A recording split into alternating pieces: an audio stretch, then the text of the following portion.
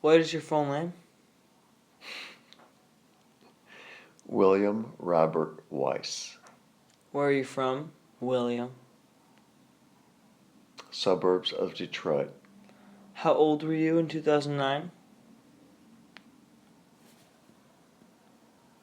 57. What do you recall about your financial life before the Great Recession, pre-2007? I would just call it normal. Working, spending, working, spending. No particular high ups or high downs. Had you experienced any economic hardships prior to 2007? No, not really particularly. I wouldn't call it hardships compared to some people. Some people have real hardships.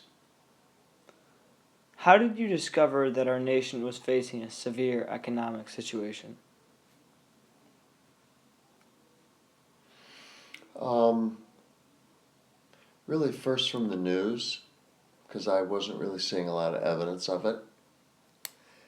And then once it got going from a couple people that I knew whose businesses were having problems, they weren't getting enough business like they used to. And then I started to see somewhat of a downturn in my business. What economic decisions did you and your family make to respond to this severe economic situation? Well, we didn't really make any because we were lucky enough not to be in a severe economic situation. What did you think of President George W. Bush and the Congress's reaction to the Great Recession?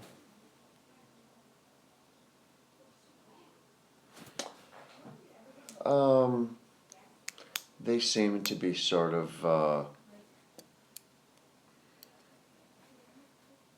didn't really know exactly what to do, I don't think.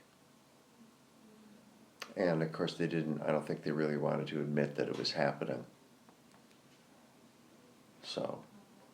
How did you feel about the financial bailout given to the country in the automotive industry? Well, I had mixed feelings. I thought from a purely, from a theoretical standpoint, you should probably let the market just take its course, and if they're not good enough business people and not competitive enough with the other auto companies, then they should probably fail.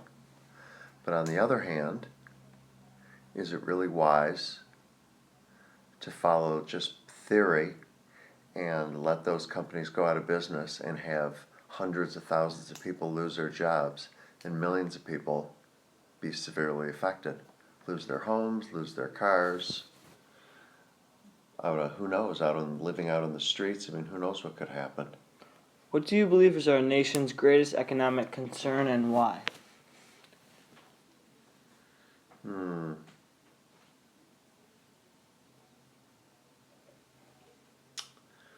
Well,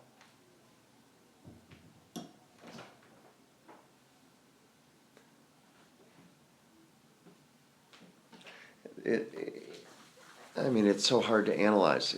Probably, the bottom line is we need more jobs and better paying jobs for people. How do you think the events of the Great Recession have changed the world and America? Well, it seems to be for probably a fairly large segment of the population. It's very difficult to make enough money to actually get ahead. In fact, it's very difficult to even just be able to pay your bills. And a lot of people lost good jobs in the recession that they will probably never get back again. So it sort of changed a lot of people's lives, not for the better. What lessons should we learn from the Great Depression? I mean recession.